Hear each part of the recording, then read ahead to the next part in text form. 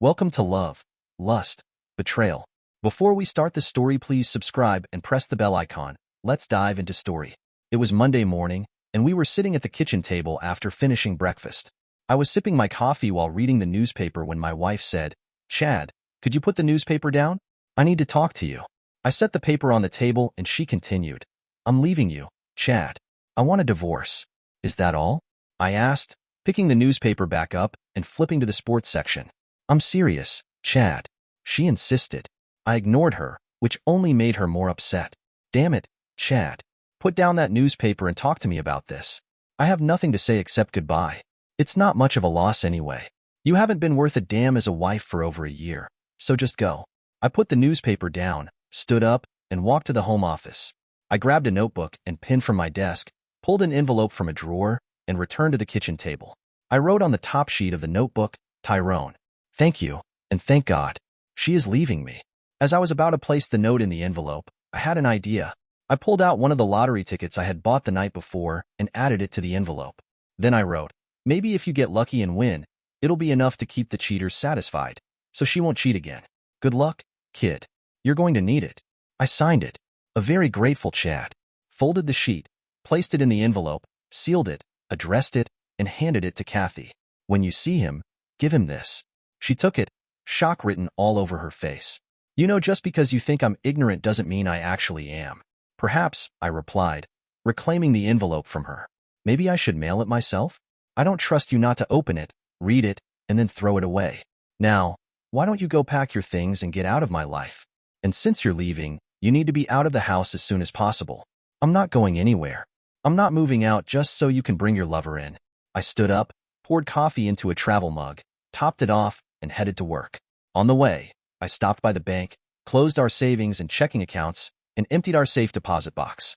Then I went to a bank closer to work and opened new accounts in my name only. Next, I called to cancel all our joint credit cards and arranged for new cards to be issued in my name only. After that, I focused on my day-to-day tasks. I stayed late after work, had dinner and drinks with my executive assistant, and mentioned that I was back on the market if her sister was still interested. Maria laughed and said, "To hell with my sister. If you're single again, I want to be first in line." Maria had started with me as a secretary 10 years ago, proving so valuable that I promoted her to my assistant 4 years ago, and later, to my executive assistant 2 years ago. Once, on a Sunday, I had a backyard barbecue and invited Maria, but she had to decline because her sister was visiting from out of town. So, I suggested she bring her sister along. Tara was a very busty, attractive blonde, and on Monday, Maria told me with a laugh that Tara had a crush on me. I chuckled and said, "Never mention it to Kathy. She can be, and sometimes is, insanely jealous." Now Maria was saying she was interested in me, and I had never realized she could feel that way. "All right," I said jokingly, "then Tara moves to second place, and you can take first." "I'm not joking at all, boss. I'm dead serious. I want to give it a try." "Maria, you might not agree when you hear what I have to offer." "What exactly?" "She wants a divorce, so I'm leaving it to her and her lover. I have no idea what their schedule might be." "Her lover?" "She slept with the guy about a year and a half ago, and I think she finally decided that a few days a week with him isn't enough, so she's going full-time." "How long have you known?" "A year and a half. I knew almost from the day it started." "How did that happen?" "A friend of mine saw her going into a motel room with a man and called me. I hired a private detective to follow her for a week, and he got me all the information I needed." "A year and a half, and you did nothing about it? What was I supposed to do? Get angry and turn my life upside down? In this state, divorce is no fault. Everything would have to be split in half, and I'd have to sell the house and split the proceeds with her. I'd have to give up the pool, the hot tub, my woodworking shop, and the 3-car garage and move into some apartment. No thanks." I decided to just ignore it and let her cook for me, do my laundry, and keep the house clean. How could you be around her knowing she was cheating on you? You'd be surprised how quickly love can turn to hate, and then hate turns into indifference. I can't believe a healthy guy like you could go a year and a half without sex. Who said anything about going without sex? As long as Kathy was offering, I was taking. The frequency did decrease somewhat, though. I didn't touch her on the days I knew she was with him. Other than that, the only change was that I stopped making love and just had sex. Do you have any idea why she did it? No idea, but he probably wasn't the first. You think she had other lovers? I can't know for sure, but what I do know is that in the 10 years we've been married, she fell into a certain mood 4 times, as far as I can remember. For a time, she acted the way she has for the last year and a half since she got involved with this guy. It's just a guess on my part, but I'd almost bet that the other times were for the same reason. If she hadn't been seen and I hadn't been alerted, I would have taken her recent mood as just another one of those women's things. Maybe I'm wrong in my thoughts, but it doesn't really matter. I know for sure about this affair, and that's all I need to know to understand she's a cheater. What are you going to do now? Wait for what? To see what she plans to do. Now she's on her own. I emptied the bank accounts, canceled all her credit cards, and told her to get out of the house. She wanted a divorce, so I decided to leave it up to her. Since she doesn't earn enough to support herself and pay a lawyer, she'll have to get money for a lawyer from her lover, and I don't know if he'll give it to her. I assume they discussed this before she hit me with it, but I have no way of knowing. I'm just saying, if you're really interested in me, you'll be involved with a married man who has no idea how long it will take before he gets divorced. You're thinking about this the wrong way, Chad. How so? If she files for divorce, she'll be in control. You'll be served, and that could be bad. You have no idea what she might do. They might order you to leave the house and give it to her pending the hearings. What if she files and claims mental and physical cruelty and gets a restraining order keeping you away from her and the house? You need to set the pace, boss. You need to be in the driver's seat. Make her react, not the other way around. Besides, you'll be helping me a lot. Helping you? How?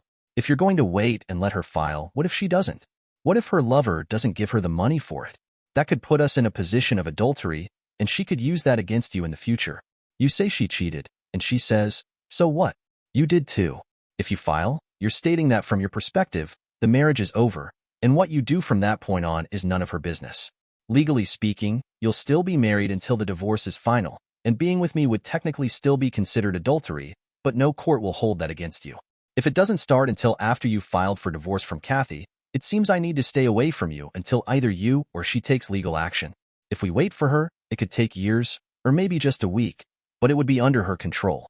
If you file, you could meet with a lawyer early tomorrow and serve Kathy by Thursday. That would give me the weekend to work on winning you over. Winning me over? I'm dead serious, boss. What's the point of being first in line if I don't take advantage of it? She was right, and I knew it. So, I pulled out my cell phone and speed-dialed Alex. Alex and I had been friends since 3rd grade, and he was a lawyer who practiced family law, a polite term for divorce law. When he answered, I told him I needed his legal services and explained my situation. He expressed his sympathy because he and his wife, Sally, were our friends, and he liked Kathy, but he assured me he would take care of it as soon as he got to his office in the morning. He asked me to come by at lunchtime so I could sign the papers, and then we could grab lunch. Then, just to be a jerk, I told him I wanted a restraining order. I lied and said Kathy told me that if I caused her any trouble for leaving me, her lover, Tyrone, would straighten me out. Alex laughed and said he knew it was pure nonsense, but that he would still do it. You know there will be a hearing on this order within 10 days, right? I can get it and serve it, but there has to be a hearing before the judge will order it to stay in effect. I know, and I'm prepared for that, but right now, the main thing is to get her out of the house and keep her out for a while. We don't have kids, so she has no real reason to use the house while the divorce is ongoing. I'm sticking to the principle of possession is 9/10 of the law. There's no reason for a judge to order me out and let her in. That's what I'm aiming for. I told her to get out when we talked this morning, but I don't know what I'll find when I get home. She might be gone, or she might still be there. Since I can't be sure where she'll be, I plan to serve her at work. Is there no chance you two could come to some agreement? None. Then I'll see you tomorrow. I hung up, looked across the table at Maria, and asked, what do you have planned for me this weekend? She laid out her ideas, and they sounded pretty good to me. When I got home, Kathy was sitting at the kitchen table, going through some papers. Why are you still here? I asked, walking to the fridge and grabbing a beer. This is my house too. I'll stay here until I can make other arrangements. If you don't like my company, feel free to move out. Not in your damn life. Sit down, and let's discuss what we're going to do. There's nothing to discuss. I know what I'm going to do, and I don't care what you plan to do. There are things that need to be worked out, Chad. No, Kathy. There are no such questions. It's simple. You said you want a divorce, so go and get it. You need to hire a lawyer, file the papers, and cover all the court costs. What I will do is fight you tooth and nail for every little thing. We live in a no-fault state. Everything is split 50-50, so decisions will have to be made about who gets what in this mess. I'll drag this out to keep your attorney fees piling up. You know they don't work for free, right? You want the coffee table? Well, guess what? I want it too. You want the couch? Too bad, Kathy. It has great sentimental value to me, and I simply must have it. Why all of a sudden? You didn't seem to care about any of this before. You didn't even show any emotion when I told you I wanted a divorce. All you did was tell me to pack my things and get out. That was before I had time to think about it. I looked into her eyes and took a risk. I let you off the hook the first 3 times because you didn't want a divorce. I loved you enough to keep quiet and stay with you because you always came back to me. She turned away when I mentioned the first 3 times, which, as far as I could tell, confirmed my suspicions. It's hard to say why I stayed with you. I didn't file for divorce. I thought maybe I did something that really pissed you off, and you felt you had to do this to get back at me. Eventually, you'd end your affairs, and I foolishly thought it was because you realized you loved me and came back. I looked down at the floor and noticed the mess on my shoes. I thought this thing with Tyrone was just a repeat of the previous times, but now I was wrong. I've come to understand that you're nothing but a lowly cheater.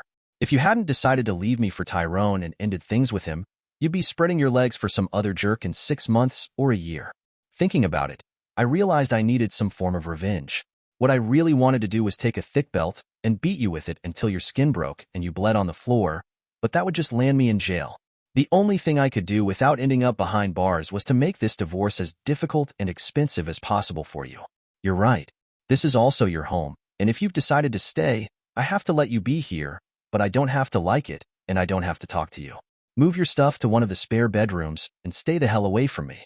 I finished my beer and went upstairs to what used to be our bedroom to get ready for bed. I thought I had accomplished what I set out to do. I had given her something to think about. She needed to discuss everything with Tyrone and make decisions, which would take time. Time that Alex would use to serve Kathy and secure the restraining order. I could be wrong. Maybe Kathy had already met with a lawyer and the papers were on their way to me, but it was likely that I had taken the remaining funds when I canceled the credit cards, and they were about what I expected when I withdrew the cash from the bank. If she had seen a lawyer, she would have used our money to pay him. Of course, Tyrone could have covered the bill. All I could do was wait and hope that Alex took the first step. I got up and left the house before Kathy came out of her bedroom. I went to a bed and breakfast cafe for breakfast, and while sipping my coffee, I made a list of people to call once Kathy was served. I wasn't going to let her make me the bad guy. I would tell everyone about the divorce and explain why it was happening. At work, Maria told me she was really looking forward to the weekend, and I found myself hoping it would happen. I met with Alex for lunch and signed the papers. He said he would head to the county building after lunch to file the petition. You still want her served at work? Damn right I do. I think around 10 tomorrow. Call me as soon as it happens. I want the locks changed before she can come back home. I returned to work and arranged for the next day off. Before leaving the office, I called a locksmith and scheduled a quick service for the following day. It cost me a bit more, but I felt it was worth it. When I got home, Kathy's car was in the driveway, but she must have decided to stay in her room and not get in my way because I didn't see her. I left the house before she came downstairs and went to a bed and breakfast cafe for breakfast. Nina asked me where Kathy was. I always saw you together, and here you are 2 days in a row without her. You won't see us together anymore. We're splitting up. I see, she said, taking my order. When she placed the bill on the table, she added, my phone number is on the back. Not the restaurant's number. Mine? I was speechless as Nina walked away. 2 women in 2 days had shown interest. So why wasn't I enough for the woman I married? I would never know because I'd never ask. I drank my coffee and read the morning newspaper, waiting for the time when Kathy usually left for work. Then I went home and started packing Kathy's things, moving them to the garage. At 10:15, Alex called and said the papers had been served. I called the locksmith, and within 20 minutes, he was at work. It wasn't even an hour later when Kathy's car sped up the driveway. She couldn't miss the wide-open garage door and the large cardboard sign that read, Kathy, all your things are here in the garage. She stood there staring at the sign for a minute, then tried to enter the house, but of course, her keys didn't work. She rang the doorbell, but I didn't answer, and eventually, she left. I peeked into the garage and saw she had taken a couple of bags of her things. 2 minutes after she drove off, my cell phone rang, and it was Kathy. Hello, you're an a-hole. Did you really have to embarrass me in front of my colleagues? It's better than letting you humiliate me in front of mine. What the hell is this restraining order crap? I was afraid you'd ask Tyrone to come and beat me up for being rude to you. That's why. And you know it. I need to get into the house to grab some things. All your things are in the garage, Kathy. I didn't change the garage door code, so your opener will work. If what you need isn't there, make a list and tell me where it is, and I'll move it to the garage. Stop being ridiculous, Chad. You're making this much harder than it needs to be. Sorry, Kathy. Causing you some inconvenience doesn't adequately pay back the years you tormented me, but I need to do something for my own mental health. Just be grateful I didn't get violent. Goodbye. After hanging up on Kathy, I sat down with the phone and started calling everyone on my list. Most were shocked to hear that Kathy had cheated on me, but two weren't surprised. One said, "Finally caught her." Huh? And the other remarked, "I always thought you had an open marriage. She was always out with some guy, and you never mentioned it." I figured I could cross those two off my friends list. Kathy's parents were the most affected by the news and tried to tell me I must be mistaken. I always liked them, and they treated me almost like the son they never had, but I wasn't going to let Kathy tell them her version and make it seem like it was all my fault. If I let that happen, they would think poorly of me, and I didn't want that. After dealing with the calls, I went through the house one more time to gather Kathy's things, then made myself lunch. I had just finished eating when the guys from Area Security arrived, clearly not trusting me in the slightest and having no doubt that Kathy would violate the restraining order and try to break into the house. I decided to install a security system, complete with cameras, after Kathy's actions. On Thursday at work, I told Maria that we were ready to go for the weekend. She smiled, clearly excited. "Tomorrow night, dinner and dancing to start with," she said, returning my grin. When I got home, Kathy did exactly what I expected. She took some of her things and then broke into the house through the connecting door from the garage. The kitchen was a disaster. Plates and glasses were smashed all over the floor, and in the living room, several lamps were broken. But what made me smile was the sight of her pulling all my clothes out of the closet, piling them on the floor, and then she peed on them. All of this was recorded, showing not only that she violated the restraining order but also acted maliciously and destructively. This was evidence I could use at the restraining order hearing. I called Alex, and he contacted the police. They arrived, took a report, and snapped some photos. The next day, Kathy was arrested at work and taken to jail. She was fingerprinted, photographed, and brought before a judge, charged with violating the restraining order and willful destruction of private property. To my surprise, the judge set a hearing date and released Kathy on her own recognizance. Despite the chaos, my date with Maria was fun, and we scheduled a second date for Saturday. That too went well, and on Sunday, we enjoyed a lovely picnic together. On Monday, there was a hearing for the restraining order. When the judge saw the security camera footage, he not only made the restraining order permanent, but also ordered me to replace all the destroyed items, pay for the dry cleaning of my clothes, and cover the cost of cleaning the bedroom. He gave her 10 days to comply or face jail time for contempt of court. Just to be a jerk, I hired the most expensive cleaning company I could find to do the job. To my disappointment, Kathy managed to get the money to do everything the judge ordered. I never got to see Kathy jailed for contempt of court. The next 2 weeks passed, and Maria and I met often, but nothing more happened beyond a few kisses, sometimes quite intense, because neither of us felt comfortable since I was still a married man. However, we were slowly approaching the point where things were getting serious. We did not contest the divorce, and it was finalized in 6 months. It was a standard no-fault divorce, with everything split equally. I refinanced the house and bought out Kathy's share. I had been saving money in a separate account for an unexpected round-the-world trip to celebrate our anniversary, and since she didn't know about it, I didn't give her a cent. She also had no idea about the last 2 certificates of deposit I had placed in the safe, which I bought with my last 2 bonus checks. I had one more small victory. Kathy was awarded alimony for 2 years, or until she remarried, but it was set at only $100 a week instead of the $500 she had tried to get. This was unexpected, and Alex told me it was because we were very lucky with the judges assigned to my cases. The judge who presided over the restraining order hearing and the judge who oversaw the divorce were not only cousins who apparently discussed their cases, but they also both had cheating wives in the past. Neither of the judges believed that an innocent husband should be punished for the actions of a cheating wife. While they adhered to the law, they didn't go beyond what was required. Whatever Kathy had with Tyrone clearly wasn't that great, as 7 months after the divorce was finalized, she was living with her parents. 8 months post-divorce, I found myself at a bar in the Hilton, enjoying a beer and a steak sandwich for lunch. That's when someone took the stool next to me and asked, "Can I buy you a beer?" I turned to see my ex-wife's former lover. Curious, I invited him to continue. He signaled to Agnes and ordered us both a beer. After she brought them, he took a sip and set his glass down, staring at it for a few moments as he began peeling the label off the bottle. A small pile of label bits formed in front of him before he spoke. "I didn't mean to screw things up for you," he said, still not looking up.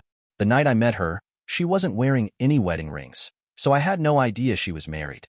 She definitely wasn't acting like a married woman. She was at Bud's bar with a group of girls she worked with, and when I asked her to dance, she agreed. I bought her a drink, and she invited me to sit with her and the other girls. We danced 3 more times, and when I asked her out, she agreed. I quickly fell head over heels for her, and within a month, we were having sex whenever we could manage to meet up. Initially, we had to use motels since I was living with 2 roommates, and one of them was always around. We couldn't go to her place either, as she claimed she lived with her disabled mother, which also explained why we couldn't see each other more often. She said she could only go out when someone else was available to look after her mom. Eventually, I got my own apartment, so we didn't need to rely on motels anymore. Even though our meetings were irregular, I was in love with her and was planning to propose. I intended to buy a house big enough for the 2 of us and her mother. But just before I could pop the question, a guy I knew asked me why I was dating a cheater. I was ready to confront him when he revealed that Kathy was married and had a history of infidelity. It turned out she had cheated on you with his brother 2 years prior, and when her husband found out, he ended things with her. At first, I found it hard to believe, but then I received your letter. I sat on it for a week before confronting her, and she broke down in tears. She claimed she didn't love you, portraying you as an abusive drunk who physically beat her and tormented her emotionally. She insisted she hated you but was afraid to leave, because you supposedly threatened to track her down and kill her and anyone she was with. By that point, I had done some digging and realized she was lying, which erased any thoughts of marrying her. Still, she was good in bed, and since you had kicked her out, I let her move in with me, but only as long as she was willing to sleep with me. Everything was fine until the divorce was finalized and she began talking about marriage. That's when I ended it. My parents had split up because my mom cheated on my dad. He got custody of me, and she later remarried but was caught cheating on her second husband. She married a 3rd time and cheated again. I firmly believe in the saying, once a cheater, always a cheater. So I made it clear to Kathy that as long as she was okay with a friends with benefits arrangement, we were fine, but nothing more. About 3 weeks later, I came home from work to find she was gone. He took another sip of his beer and said there were rumors that I had known all along about our affair. He asked why I didn't divorce her immediately. I shrugged and replied, "You said it yourself. She was damn good in bed." I decided to let things be, enjoying the sex and the fact that there was someone to cook, clean the house, and do the laundry. I probably would have stayed in that arrangement if she hadn't mentioned leaving and wanting a divorce. He took another sip and added, "I never thought I'd say this especially to you, but I miss having her in my bed." He finished his beer, stood up, took something out of his pocket, placed it on the counter, and pushed it toward me. "What is this? The lottery ticket you gave me?" I asked, surprised. "It's a winner. This is your half." He handed me a cashier's check for a substantial amount, a very, very large amount. "I waited to give it to you, so you wouldn't have to split it with her in the divorce. See you around." And just like that, he left. When I returned to the office, Jan, my assistant, looked at me and said, "You look like the cat that just ate the canary. Was lunch that good?" I smiled. Lunch was impressive. "Oh right," Jan said, remembering. "Maria no longer works for you." "Huh? Not in the office. She's home painting the room that will become the nursery when the twins arrive." Share your thoughts in the comments section.